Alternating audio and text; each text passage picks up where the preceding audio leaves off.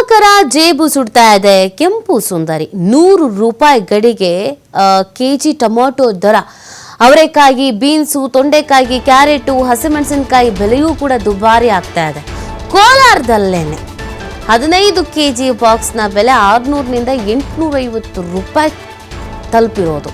ಮಾರುಕಟ್ಟೆಯಲ್ಲಿ ಪ್ರತಿ KG tomato ಬೆಲೆ 70ರಿಂದ 80 ರೂಪಾಯಿ ಆಲ್ರೆಡಿ ರೀಚ್ ಆಗ್ಬಿಟ್ಟಿದೆ. ಈ ಮುಖಾಂತರವಾಗಿ ಗ್ರಾಹಕರ ಜೇಬು ಸುಡ್ತಾ ಇದೆ ಕೆಂಪು ಸುಂದರಿ. 100 ರೂಪಾಯಿ ಹತ್ತಕ್ಕೆ ಬಂದು ನಿಂತಿರೋದು ಕೆಜಿ ಟೊಮೊಟೊ ದರ. ಕೆಲವು ತಿಂಗಳ ಹಿಂದೆ ನಿಮಗೆ 10 ರೂಪಾಯಿಗೆ ಅಷ್ಟು ಕೆಜಿ ಕೊಡ್ತೀವಿ, ಇಷ್ಟು ಕೆಜಿ ಕೊಡ್ತೀವಿ ಅಂತೆಲ್ಲ ಮಾರಾಟ ಮಾಡ್ತಾ ಇದ್ರು. ಬಟ್ ಈಗ ಇಳುವರಿ ಕಮ್ಮಿ ಆಗಿದೆ, ಯಾರು ಬೆಳೀತಾ ಇಲ್ಲ, ಮತ್ತು ಒಂದಷ್ಟು ಕಡೆಯಲ್ಲಿ ಸಮಸ್ಯೆ ಉಂಟಾಗಿದೆ. ಇದರಿಂದ 100 ರೂಪಾಯಿ ಗಡಿಗೆ ಕೆಜಿ ಟೊಮೆಟೊ ಬಂದು ನಿಂತಿದೆ.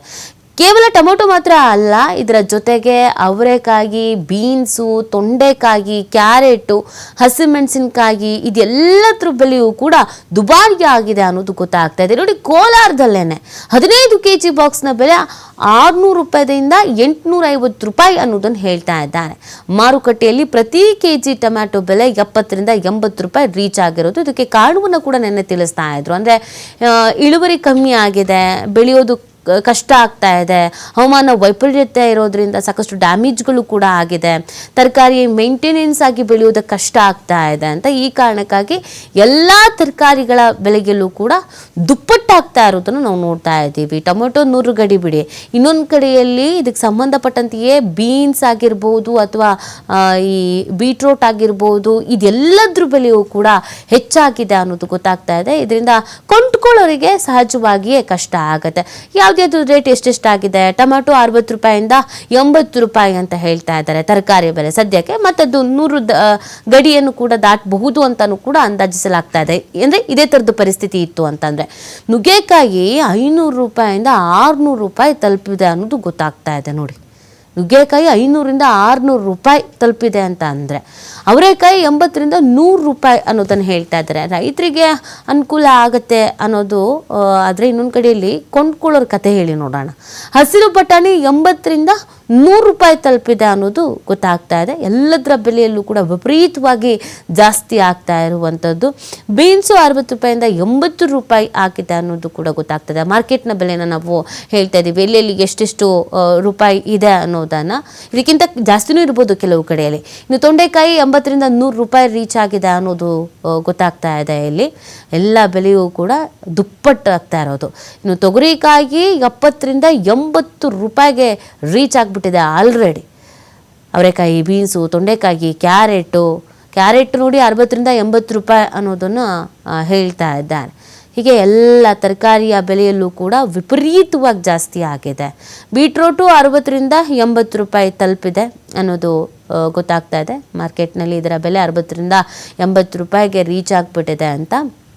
ಬೆಂಡೆಕಾಯಿನೂ ಕೂಡ 60ರಿಂದ 80 ರೂಪಾಯಿ ರೀಚ್ ಆಗಿದೆ ಅನ್ನೋದನ್ನು ಹೇಳ್ತಾ ಇದ್ದಾರೆ.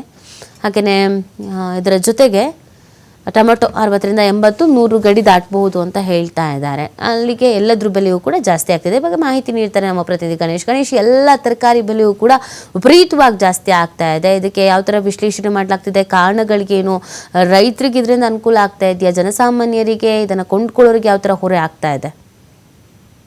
ಇದು ಚಂಡಮಾರುತದ ಎಫೆಕ್ಟ್ ಅಂತ ವ್ಯಾಪಾರಸ್ಥರು ಹೇಳುವಂಥದ್ದು. ರೈತರು ಕೂಡ ನಮಗೆ ವಹಿವಾಟಿಗೆ ಬೆಳೆಗಳನ್ನ ಮಾರಾಟ ಮಾಡಲು ಸಾಧ್ಯವಾಗ್ತಾ ಇಲ್ಲ ಅನ್ನೋದು ರೈತರ ಅಹವಾಲು. ನಾವು ಮಾರುಕಟ್ಟೆಗಳಲ್ಲಿ ನೋಡೋದಾದ್ರೆ ಎಟ್ಲೆ ತರಕಾರಿ ಬೆಲೆ 100 ರೂಪಾಯಿಗಿಂತ ಬೆಳೆ ದಾಟಿರುವಂತದ್ದು.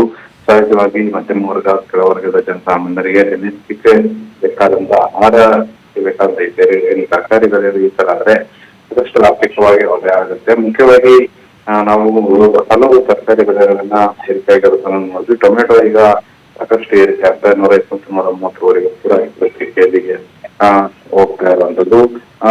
ಇಲ್ಲಿ ಕಾರಣ ಅಂತಂದ್ರೆ ವಾತಾವರಣದ ವೈಪರೀತ್ಯ, ಮಳೆ ಅನಿರೀಕ್ಷಿತವಾಗಿ ಮಳೆ ಬರ್ತಾ ಇರುವಂತದ್ದು.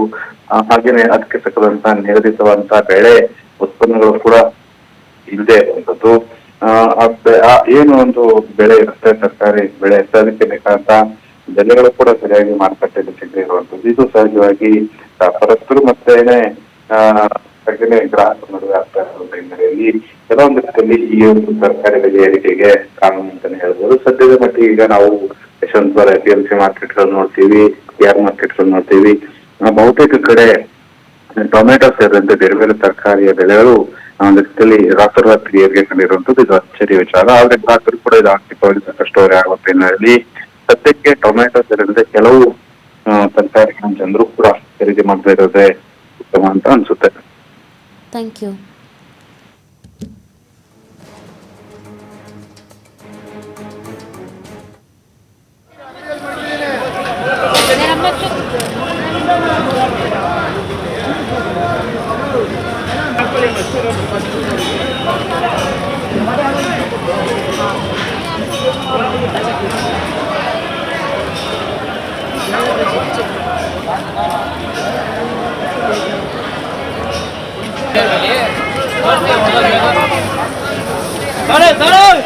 দাঁড়াও